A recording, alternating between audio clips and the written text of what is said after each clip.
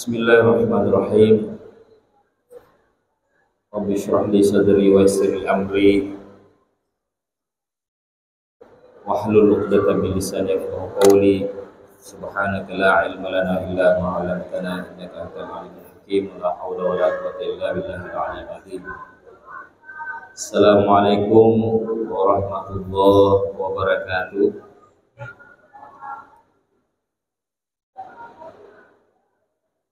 Alhamdulillah alladzi bi ni'matihi tatimmus shalihat. Wassalatu wassalamu ala sayyidina Rasulillah sayyidis sadat wa ala alihi wa sahbihi an-nujumin nairat, amma ba'd. Bapak-bapak, ibu-ibu, hadirin wal hadirat jamaah Masjid Darussalam Samarinda dan juga para pendengar Radio Darussalam Samarinda di mana saja berada. Pertama-tama kita memulai perjumpaan kita dengan sama-sama mengucapkan hamdalah, alhamdulillahirabbil alamin. Kita selalu bersyukur kepada Allah Subhanahu wa taala atas nikmat yang begitu banyak yang Allah telah berikan kepada kita semua. Dan juga tentu tidak lupa kita kirimkan salawat serta salam kepada junjungan kita baginda Nabi Muhammad sallallahu alaihi wasallam. Allahumma shalli wa sallim ala sayyidina Muhammad wa ala ali sayyidina Muhammad. Semoga kita semua menjadi umat beliau yang mendapatkan syafaatnya di hari kemudian. Amin ya rabbal alamin. Baik, hadirin wal hadirat, para pendengar Radio Darussalam dimanapun Anda berada. Kita tahu akhir-akhir ini kita disibukkan oleh kegiatan peringatan Isra Mi'raj di banyak tempat, di masjid, di kantor, di sekolah-sekolah, dan di tempat-tempat lain. Ya, meskipun memang bulan Rajab sudah lewat, tapi masih banyak yang melaksanakan peringatan Isra dan Mi'raj. Tidak ada salahnya kalau kita mengkaji sedikit Isra Mi'raj ini dengan pendekatan studi Quran atau ulumul Quran. Jadi kita tahu di dalam Al-Quran ada namanya surah Al-Isra. Surah Al-Isra ini ayat pertamanya adalah Subhanalladzi asra bi'abdihi lailan minal masjidil haram ilal masjidil aqsa alladzi barakna haulahu linuriyahu min ayatina innahu huwas samiul basir. Nah, itu yang biasa dibaca ketika kita memperingati Isra dan Mi'raj. Nah, kita coba bahas sedikit dengan kajian tafsir Al-Quran.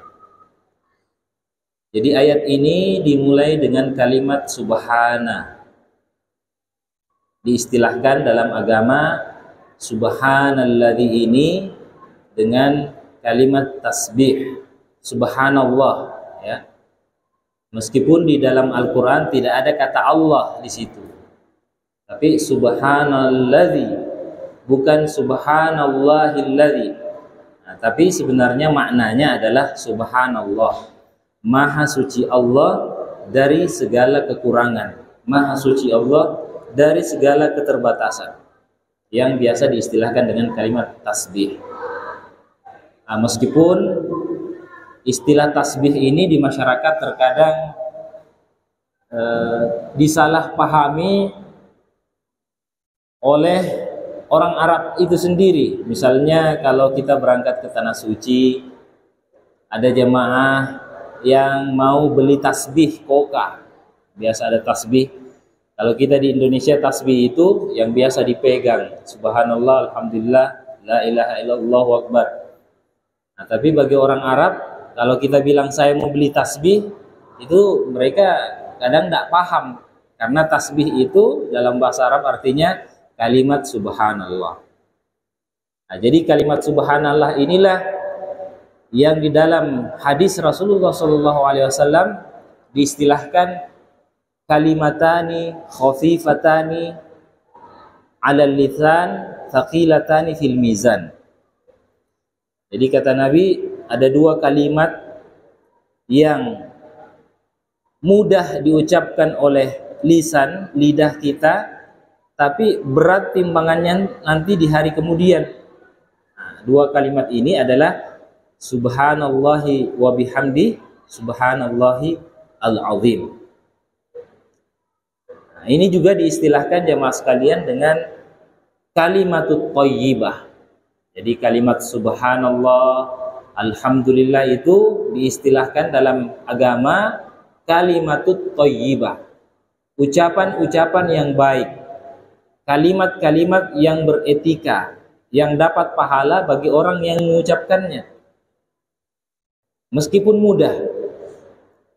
Nah, kata ulama, di dalam agama kita itu ada 3 jenis ibadah jika dilihat dari tingkat kesulitannya. Jadi agama membagi 3 bagian.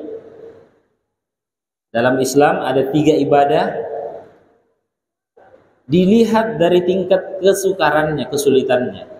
Yang pertama, ada ibadah yang berat dilaksanakan dan modalnya juga besar. Nah, misalnya seperti ibadah haji. Ibadah haji itu jemaah sekalian berat dilaksanakan.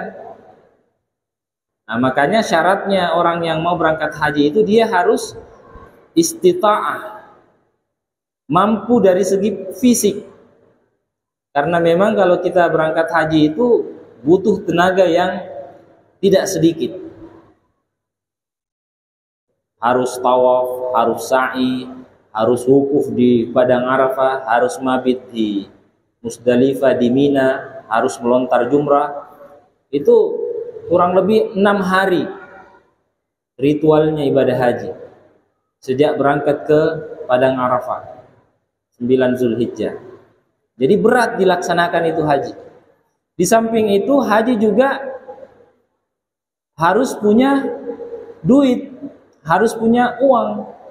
Bagi orang yang mampu dari segi materi.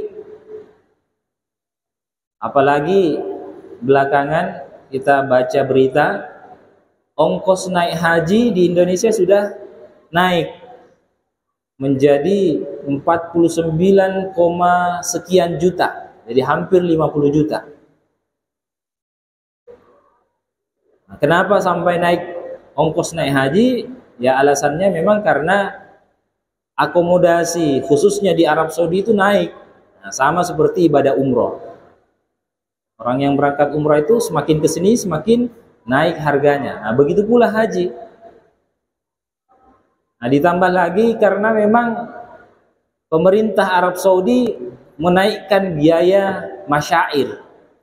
Jadi kalau kita berangkat haji itu ada istilahnya masyair. Masyair itu tempat-tempat ritual pelaksanaan ibadah haji. Seperti misalnya di Arafah orang melaksanakan wukuf, di Musdalifah orang mabit, dan juga di Mina orang melontar. Jadi 3 tempat masyair inilah pemerintah Arab Saudi menaikkan harganya. Jadi kita nggak gratis sebenarnya berangkat ke Tanah Suci. Arab Saudi juga menetapkan harga. Yang dulunya harga masyair ini hanya 7 juta, sekarang dinaikkan menjadi 22 juta lebih. Jadi memang harganya melambung tinggi. Arab Saudi memang menaikkan harga. Nah, sehingga karena inilah pemerintah juga bersama dengan DPR menaikkan harga ibadah haji, ONH, ongkos naik haji. Tapi sebenarnya bagi jamaah Indonesia bukan itu permasalahannya. Karena bagi mayoritas jamaah Islam di Indonesia mungkin mereka sanggup untuk membayar sampai 40 jutaan. Tapi masalahnya daftar tunggu ibadah haji ini yang semakin panjang. Nah, berdasarkan informasi, waiting list daftar tunggunya jamaah haji Samarinda itu sudah sampai 73 tahun. Jadi kalau misalnya kita daftar umur 40-an baru daftar jamaah haji reguler, berarti estimasi berangkatnya nanti ketika kita berumur 113 tahun. Syukur-syukur kalau masih hidup. Nah, sebenarnya di situ masalahnya. Karena memang semua muslim pasti ingin berangkat ke tanah suci, apalagi jamaah haji Indonesia. Jadi ibadah itu berat dilaksanakan dan juga memang modalnya besar. Nah, seperti haji. Kemudian yang kedua, ada juga ibadah yang berat dilaksanakan tapi modalnya ringan. Nah, apa itu? Seperti misalnya ibadah puasa. Ibadah puasa itu berat dilaksanakan karena harus tidak makan dari pagi subuh sampai maghrib. Orang tidak makan kan itu berat. Apalagi yang merokok. Nah, kalau merokok yang puasa itu berat sekali, tidak merokok seharian. Makanya kalau sudah buka langsung dia gesok 1 batang 2 batang. Karena memang berat, tapi modalnya puasa itu ringan. Cukup dengan membaca niat. Bahkan tidak sahur pun, misalnya dia tidak makan sahur, kalau dia cukup membaca niat maka sah puasanya. Nah, ini ibadah yang kedua. Dan ibadah yang ketiga, nah inilah ibadah yang mudah dilaksanakan, modalnya juga ringan, bahkan tidak ada. Nah, yaitu kalimatut thayyibah, seperti mengucapkan subhanallah. Subhanallah itu kita ucapkan ketika kita melihat sesuatu yang menakjubkan, yang mustahil terjadi, yang tidak masuk akal, seperti peristiwa Isra Mi'raj. Subhanallah. Melihat sesuatu yang aneh, yang indah, Masya Allah. Ketika kita mendapatkan rezeki, nikmat, mengucapkan Alhamdulillah. Ketika kita mendapatkan musibah, bencana, Inna lillahi wa inna ilaihi raji'un. Nah, inilah yang dalam agama diistilahkan ibadahnya mudah dan modalnya juga ringan. Tidak perlu orang kalau misalnya dia melihat sesuatu yang indah, tidak perlu saya mau pergi berwudu dulu ya, baru mengucapkan subhanallah. Atau melihat sesuatu yang indah, dia mau mengucapkan masya Allah, tunggu dulu saya mau berwudu dulu. Atau ada orang yang meninggal, dengar pengumuman masjid, innalillah, tunggu dulu, saya pergi wudu, saya baru ucapkan innalillah. Enggak. Kapan saja kita bisa mengucapkan kalimat-kalimat yang baik ini. Assalamualaikum, bismillahirrahmanirrahim, alhamdulillah, subhanallah, Allahu akbar, dan seterusnya. Nah, inilah salah satu pelajaran yang bisa kita petik dari kalimat subhanalladzi. Nah, insyaallah karena waktu, kita akan lanjut pengajian tafsir kita minggu berikutnya.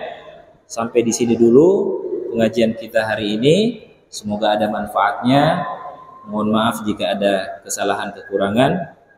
Saya akhiri dengan ucapan Allahul muwafiq ila aqwamit thariq. Assalamualaikum warahmatullahi wabarakatuh.